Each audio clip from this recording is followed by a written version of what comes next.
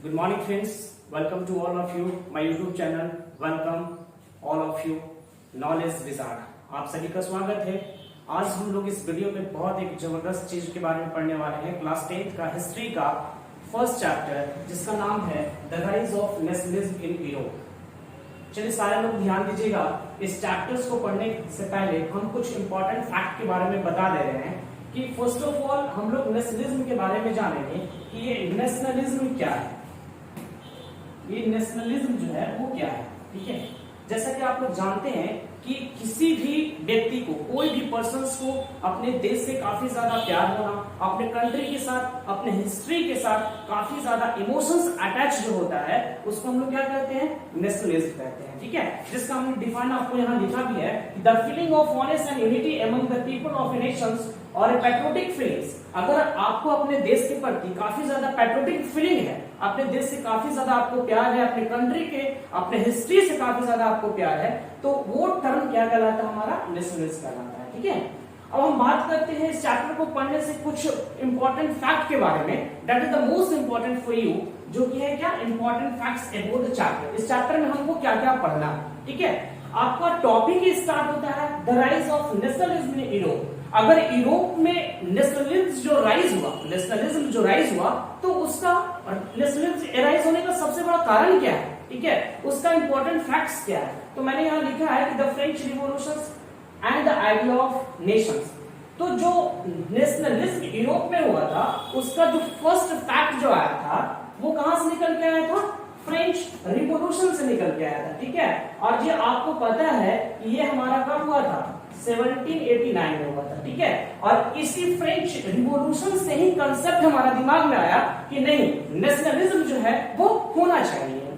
Second point है the making of nationalism in Europe, ठीक है, the making of nationalism in Europe. अगर Europe में नेशनलिज्म जो हुआ तो उसका होने का सबसे बड़ा कारण क्या है, ठीक है, और उसके अलग अलग फैक्ट्स क्या हैं।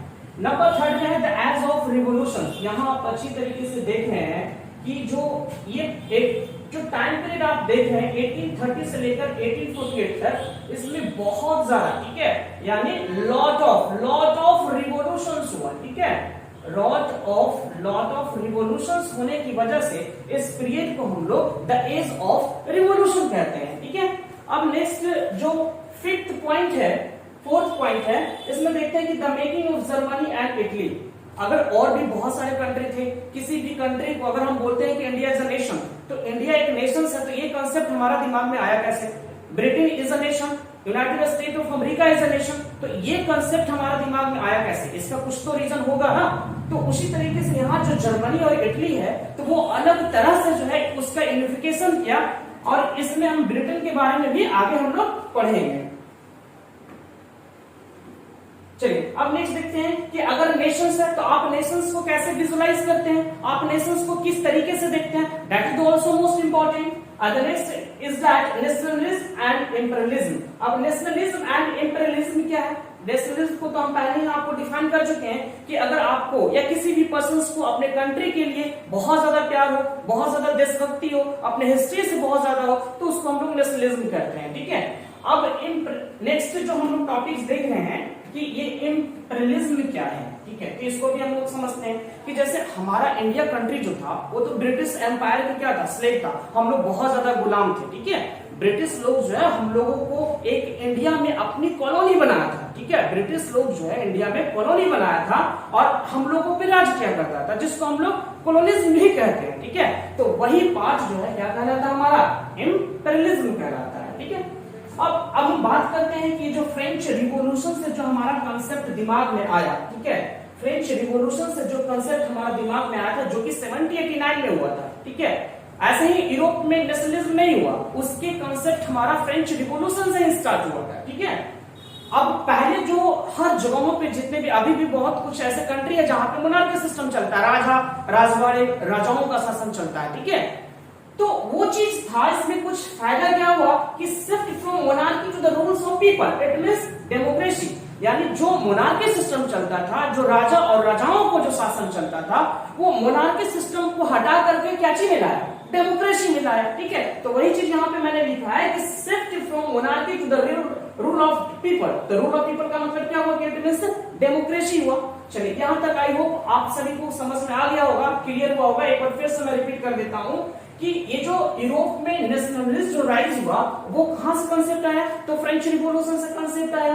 ठीक है, अब यूरोप में नेशनलिज्म होने का सबसे बड़ा कारण क्या है, बहुत सारे डिफरेंट कारण है जिसमें से हम लोग पढ़ेंगे, बहुत सारे टर्म को हम लोग आगे पढ़ेंगे, देखेंगे कि द एज ऑफ रिवॉल्यूशंस, अगर 1830 से 1848 के बीच में रिवॉल्यूशंस की प्रक्रिया और क्या क्या हुआ, विजुअलाइजिंग, हम अपने नेशंस को कैसे विजुअलाइज किए, और भी आगे हम लोग टॉपिक्स में पढ़ेंगे। चलिए नेक्स्ट पॉइंट हम लोग देखते हैं, यहाँ पे देखिए। ठीक है, आप जैसे ही 10th हिस्ट्री का आप फर्स्ट पेज उलट कर देखते हैं ना, तो उसमें एक आपको बहुत बड़ा फिगर दिखाई देता है, जो कि यहाँ पे आप फिगर देख सकते हैं। ठीक है, यहाँ पे आप देख सकते हैं इस फिगर में आपको क्या क्या दिखाई दे रहा है, मैं इस चीज को डिस्कस कर रहा हूँ। यहाँ पे ध्यान दीजिएगा कि ये जो फिगर देख रहे हैं, ये यूरोप में इसको देवता कहा जाता है, जीसस क्राइस्ट को जो है देवता कहा जाता है। यहाँ पे आप देख रहे हैं कि ये स्टैचू ऑफ लिबर्टी है। ठीक है, ये क्या हो गया, स्टैचू ऑफ लिबर्टी हो गया। ये आप जो फिगर देख रहे हैं ये स्टैचू ऑफ लिबर्टी हो गया। ठीक है, और यहाँ पे यूनाइटेड स्टेट ऑफ अमेरिका के, यूरोप के, जर्मनी के, ब्रिटेन के और भी कई तरह के लोग जो है इस लाइन में आप देखे होंगे कि चल रहा है। देखिए यहाँ पे बहुत सारे लोग हैं, लोगों का बहुत ही मतलब भीड़ है। ठीक है, हर लोग अपने हाथ में झंडा लेकर के आगे की ओर बढ़ रहे हैं। ये आप स्टैचू ऑफ लिबर्टी देख रहे हैं। ठीक है, अब इसमें स्टैचू ऑफ लिबर्टी में एक खास बात आप क्या देख रहे होंगे, ठीक है, आप इसमें आप ये देखिए कि ये जो इसके हाथ में एक किताब है। ठीक है, इसके हाथ में किताब है, सॉरी किताब यहाँ पे है, और इसके हाथ में ये मशाल है। ठीक है, मशाल है। ठीक है, मशाल का मतलब क्या हुआ कि जो आप जलाते हैं, देखते हैं बड़ा सा मशाल है, इसका मतलब आइडेंटिफिकेशन कर रहा है कि नहीं, वी शुड फ्रीडम, हम लोग को आजादी चाहिए, है ना। बहुत दिनों तक जो है ब्रिटिश एम्पायर का या किसी दूसरे कंट्री का हम लोग गुलाम है, लेकिन अब गुलाम हमको नहीं रहना, अब हमको आजादी चाहिए। तो इसी आजादी को पाने के लिए बहुत सारे लोग जो है आगे बढ़ने लगे। अब यहाँ पे आप ये भी देख रहे हैं कि बहुत सारे लोग स्टैचू ऑफ लिबर्टी को क्रॉस भी कर गए। ठीक है, तो जो देश के लोग थे स्टैचू ऑफ लिबर्टी के आगे क्रॉस कर गए, तो इट मींस क्या कि उन लोगों ने आजादी पा ली, और इन लोग भी उस राह पर चल पड़ा है आजादी पाने के लिए। अब इसमें आप ये भी देख होंगे कि ये जो नीचे आप देख रहे हैं, अच्छी तरीके से आप देख रहे हैं कि ये जो यहाँ पे जितने भी सारे बहुत सारी चीजें आपको दिखाई देने के लिए पड़ रहा है, तो ये सब राजा का मुकुट है, क्रोन है, वो सब बिखरा पड़ा। तो इसका मतलब क्या हुआ ना, इसका मतलब ये हुआ कि अब मोनार्की सिस्टम नहीं चलेगा। ठीक है, मोनार्की सिस्टम से अब डेमोक्रेसी की ओर बढ़ो। ठीक है, to the rule of public, to the rule of people. It means what, it means we should freedom, हम लोग को आजादी चाहिए। तो ये चीज यहाँ पे मैंने इस चीज को मेंशन किया है कि जो फ्रेंच रिवॉल्यूशन 1789 में हुआ था, shift from monarchy to the rules of people, it means democracy. हम लोग को क्या चाहिए था, डेमोक्रेसी चाहिए था। फ्लैग, अब फ्लैग की बात कर रहे हैं, उसमें क्या क्या चेंजेस हमारा हुआ, कुछ तो चेंजेस हुआ होगा ना। तो फ्लैग जो चेंज, फ्रांस का जो फ्लैग था, जो फ्रेंच रिवॉल्यूशन से स्टार्ट हुआ था, पहले फ्रांस का कुछ और था फ्लैग। ठीक है, और अभी जो है वो कुछ और था, तो फ्लैग चेंज किया, और अभी जो है वो न्यू ट्राई कलर फ्लैग हो गया। ठीक है, इसके बारे में अभी हम डिस्कस करते हैं। और ये जो न्यू ट्राई कलर जो हुआ है, ठीक है, ये जो आप न्यू ट्राई कलर आप देख रहे हैं, ठीक है, ये किसके द्वारा किया गया, तो ये फ्रेंच रिवॉल्यूशनरीज के द्वारा किया गया। ठीक है, कि ऐसे चेंज कैसे हुआ, कोई ना कोई तो चेंज किया होगा, तो चेंज करने वाला कौन है, तो फ्रेंच रिवॉल्यूशनरीज है। अब हम ये भी दिखाते हैं कि आपका जो फ्लैग न्यू ट्राई कलर आप देख सकते हैं, यहाँ पे देखिए, यहाँ पे पहले ये था, पहले जो था हमारा ये था, ये सिस्टम था, ये फ्लैग था। अब अभी हम अगर नाउ की बात करें तो हमारा ये है फ्लैग फ्रांस का। ठीक है, ये आप फ्रांस का है, ये आप देख लो। ठीक है, और पहले क्या था, पहले ये वाला था, लेकिन अभी ये है हमारा। ठीक है, तो चलिए अब देखते हैं कि नेशनल लैंग्वेज, कुछ बहुत सारी चीजों को चेंज कर दिया गया। नेशनल लैंग्वेज को चेंज कर दिया गया, नेशनल, वहां का नेशनल एंथेम को भी पहले जो था अब उसको हटा करके दूसरा न्यू नेशनल एंथेम बनाया गया। ठीक है, तो वहां पे बहुत सारे सोसाइटी में कुछ 3 सोसाइटी को डिस्ट्रीब्यूट किया गया था, डिवाइड किया गया था, जो कि हम आगे वीडियो में पढ़ेंगे, द मेकिंग ऑफ नेशनलिज्म आगे बढ़ेंगे तो जर्मनी में हम उस चीज को डिस्कस करेंगे। तो वो जो कॉमन पीपल थे वहां के, वो स्टेट जनरल को बेसिकली इलेक्ट किया और उसके नेशनल असेंबली को रिनेम किया। अब नेशनल असेंबली को रिनेम करने का मतलब क्या हुआ कि इसके पीछे कुछ ना कुछ तो रीजन होगा, उस चीज को हम लोग आगे देखते हैं। देखिए, इस चीज को, फिगर्स को मैंने आपको बता दिया, ये फिगर को भी आप देख सकते हैं, यहाँ पे देखो बहुत सारे लोग प्रिंसेस वगैरह भी है। ये यूरोप का देवता माना जाता था इसको, जीसस क्रिस्ट को, ठीक है। इस चीज को याद रखिएगा। यहाँ पे यूनाइटेड स्टेट ऑफ अमेरिका हो गया, जर्मनी हो गया, इटली हो गया, और भी कई देशों के लोग यहाँ थे जो आजादी पाने के लिए स्टैचू ऑफ लिबर्टी की तरफ आगे बढ़ रहे थे, ठीक है। और इसका एक हाथ में जो मसाल आप देख रहे हैं, ठीक है, इसका मतलब क्या हुआ? इसका मसाल का मतलब ये हुआ कि हमको आजादी चाहिए, विश्व फ्रीडम। और सेकंड, ये जो आप बुक देख रहे हैं, ठीक है, जिसका फुल फॉर्म होता है बिग ओशन ऑफ नॉलेज, ज्ञान का बड़ा महासागर। इसका मतलब ये हुआ कि हर ह्यूमंस को, हर ह्यूमंस बीइंग को इक्वलिटी जो मिलनी चाहिए वो बिल्कुल क्या होनी चाहिए? सेम मिलनी चाहिए। लेकिन यहाँ पे ऐसा नहीं हुआ था, ठीक है। चलिए तो अब हम आगे बढ़ते हैं।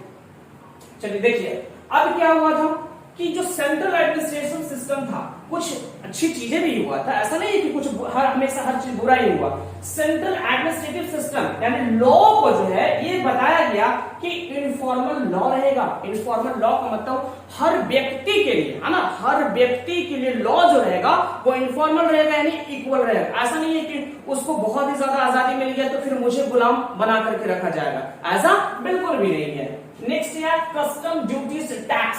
कस्टम ड्यूटीज का मतलब क्या हो गया? टैक्स हो गया। टैक्स को अबॉलिश कर दिया गया। अबॉलिश का मतलब डिडक्टेड कर दिया गया। पहले बहुत ज्यादा क्या होता था कि आप क्रॉप भी अगर ग्रो करते हैं या कुछ भी आप काम करते हैं तो उसके लिए ब्रिटिश एम्पायर को आपको टैक्स देना पड़ता था, बट नहीं, अब क्या किया गया? इस यानी कस्टम ड्यूटी को जो है, कस्टम ड्यूटी यानी टैक्स को अबॉलिश कर दिया गया। यानी आप अबॉलिश का मतलब आप क्या कर सकते हैं कि इसको डिडक्ट किया गया, डिडक्टेड किया गया, है ना, मतलब उसको बंद कर दिया गया कि भाई अब तो कस्टम ड्यूटीज हमें देना नहीं पड़ेगा। अब नेक्स्ट बात करते हैं कि जो फ्रेंच आर्मी है, ठीक है, they have to spread idea of nations in Europe. यानी वहां के जो फ्रेंच आर्मी थे, जो सोल्जर्स थे, यूरोप में नेशंस को स्प्रेड आउट कर दिया। स्प्रेड आउट का मतलब क्या हुआ कि बहुत ज्यादा फैला दिए, ठीक है। अब यहाँ ये भी एक सिस्टम लिखे हैं, ठीक है। सिस्टम क्या लिखे हैं कि कस्टम ड्यूटी जो है यानी इंटरनल ट्रेड और हैवी टैक्सेस, जो एक्सपोर्ट और इंपोर्ट होता था, बात को समझने की कोशिश कीजिएगा। जो इंटरनल ट्रेड और हैवी टैक्सेस है ना, बहुत ज्यादा हैवी टैक्सेस जो देना पड़ता था, उस चीज को भी एबॉलिश कर दिया गया, कम कर दिया गया, ठीक है। और फ्रेंच आर्मी यानी सोल्जर्स के द्वारा यूरोप में नेशंस को स्प्रेड आउट कर दिया गया, बहुत ही ज्यादा फैला दिया गया। चलिए क्लियर है, ठीक है। इसका नोट्स पीडीएफ जो है डिस्क्रिप्शन में मैं डाल दूंगा, आप लोग वहां से देख सकते हैं। और ऐसे बुक में जो आप लोग पढ़ते हैं उसमें तो बहुत लंबी चौड़ी कहानी दिया रहता है, लेकिन मैंने उसको एक स्कैटरिंग करके एक बहुत ही छोटे से एक स्टोरी में डाला है। एक हर टॉपिक्स आपको अलग अलग मेरे वीडियो मिल जाएंगे, जो आप लोग बिल्कुल उस चीज को बहुत ही आसानी तरीके से समझ सकते हैं। और आगे बढ़ने से पहले हमारे चैनल्स को लाइक, शेयर और सब्सक्राइब करना ना भूलें। और सब्सक्राइब के पास आपके पास बेल आइकन होगा तो उस बेल आइकन को दबा दें ताकि आने वाले नोटिफिकेशंस आपको बिल्कुल टाइम पे मिल जाए। अब आगे हम लोग बढ़ते हैं, ठीक है। चलिए देखिए यहाँ पे अब जो नेपोलियंस, जो कि एक मतलब काफी ज्यादा एक रूलर था, ठीक है, एक आप उसको कह सकते हैं कि नेपोलियन बहुत ज्यादा अच्छा आदमी भी नहीं था, बहुत ज्यादा बुरा भी आदमी नहीं था, ठीक है। नेपोलियंस जिसका जो टाइम पीरियड जो हम यहाँ पे लिखे हैं 79 टू 1815 लिखे हैं। तो नेपोलियन की वजह से many changes in Europe due to politics, बहुत सारा चेंजेस आया, ठीक है। पहला सिस्टम क्या था कि मोनार्की सिस्टम को हटा करके हम क्या किधर बढ़े, यानी डेमोक्रेसी तरफ बढ़े।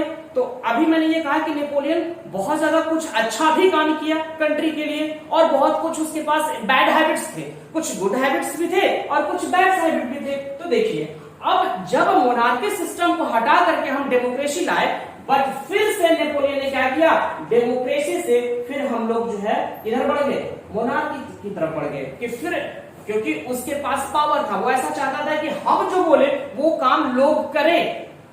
तो मोनार्की सिस्टम से पहले हम लोग डेमोक्रेसी की तरफ आए, ठीक है। अब नेपोलियन के आने के बाद डेमोक्रेसी से फिर हम लोग मोनार्की सिस्टम की तरफ फिर बढ़ने लगे हम लोग, ठीक है। तो नेपोलियन का जो रूल्स था वो काफी ज्यादा हमारा क्या था, काफी ज्यादा हमारा स्ट्रिक्ट था, बहुत ही हार्ड था, ठीक है। Some rules are good and some bad. मैंने ये बताया था कि कुछ रूल्स काफी ज्यादा इसके अच्छे थे और कुछ रूल्स जो है वो खराब थे।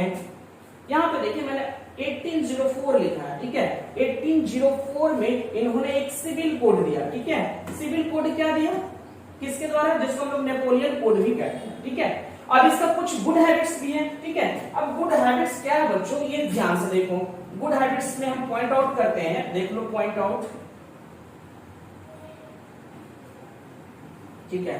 पॉइंट आउट क्या की, सर्फडॉम एबॉलिश, यानी सर्फडॉम को एबॉलिश कर दिया गया, बंद कर दिया गया, ठीक है। अब आप समझ रहे होंगे कि सर्फडॉम क्या है। आप एक नाम सुनोगे ना कि बंधुआ मजदूर, ठीक है। हम लोग किसी भी जगहों पे काम करते हैं ना, तो देखते हैं ना कि वो जब तक चाहे हमको काम करा सकता है, प्राइवेट सेक्टर हो गया या भी और भी कई तरह, क्योंकि हम लोग तो ऑलरेडी ब्रिटिश एम्पायर के गुलाम थे, ठीक है, स्लेव थे।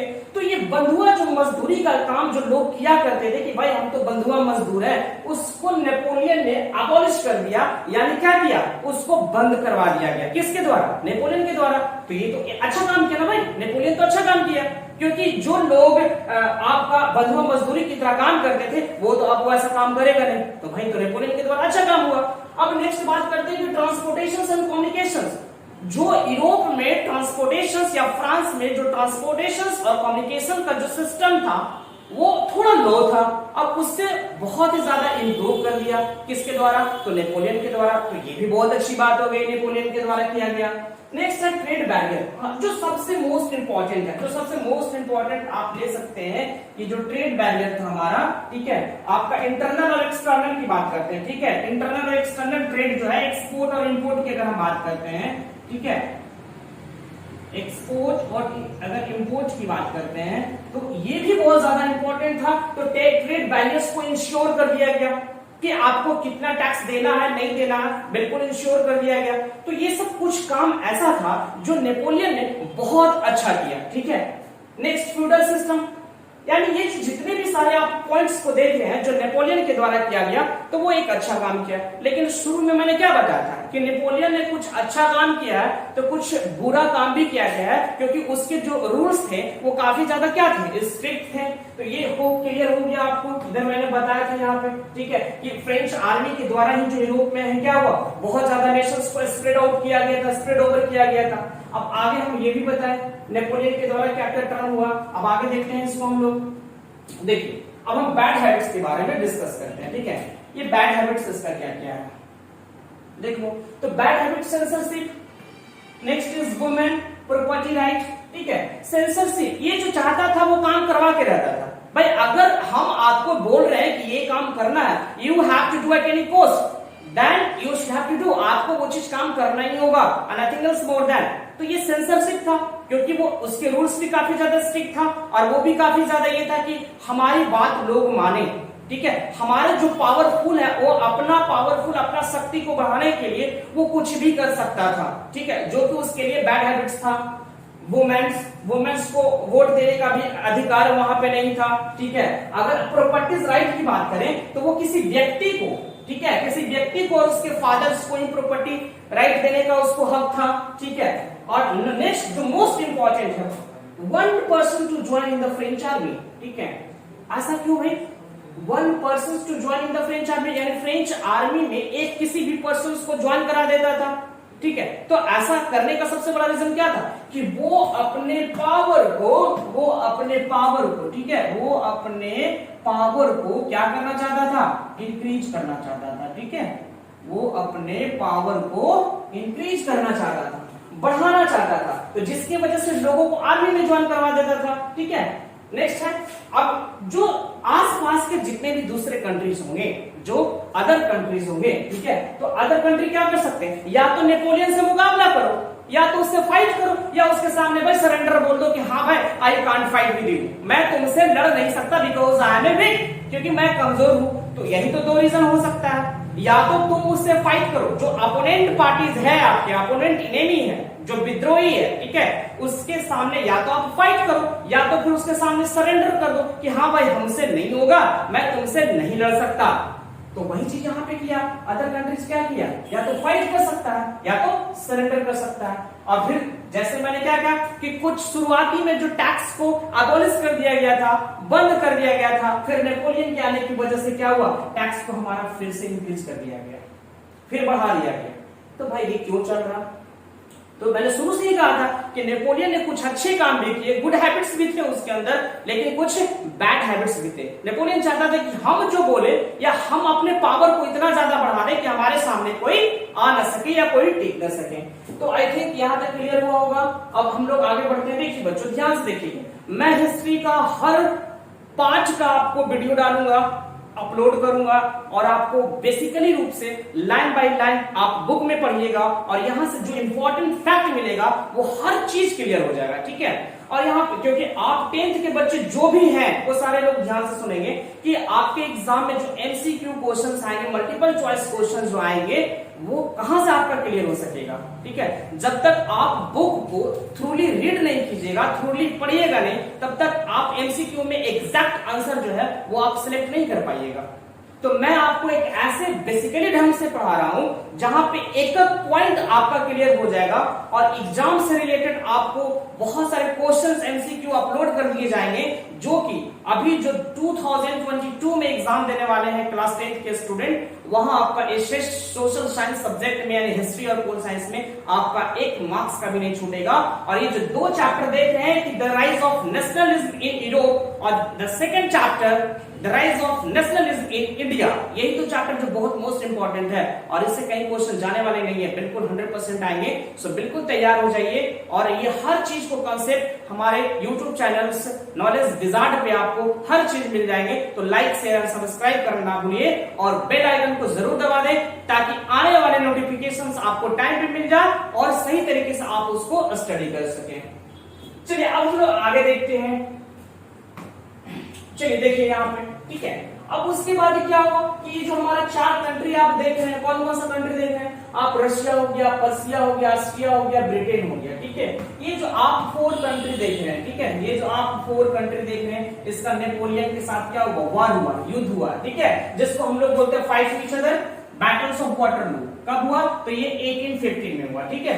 1815 हुआ जिसमें से नेपोलियन लॉस कर गया, यानी जो वार हुआ था, युद्ध जो हुआ था वो हार गया था और ये कंट्री क्या हुआ? ये सब जीत गया, ठीक है। अब इसी के बाद एक ट्रीटी ऑफ वियना पे एक सिग्नेचर किया गया जिसमें से और भी कई सारे मुद्दों को उठाया गया, कई सारी बातों को बताया गया, ठीक है, जिसमें से हम लोग आगे बढ़ेंगे, ठीक है। आगे टॉपिक्स में हम लोग पढ़ेंगे। फर्स्ट टॉपिक आपका क्लियर हो गया, द राइज, जो कि फ्रेंच रिवॉल्यूशन से स्टार्ट हुआ। हमारा जो यूरोप में नेशनलिज्म का जो स्टार्टिंग हुआ वो कहां से हुआ? आपका फ्रेंच रिवॉल्यूशन से। वो कंसेप्ट हमारा जो आया नेशनलिज्म का वो फ्रेंच रिवॉल्यूशन से हुआ, ठीक है।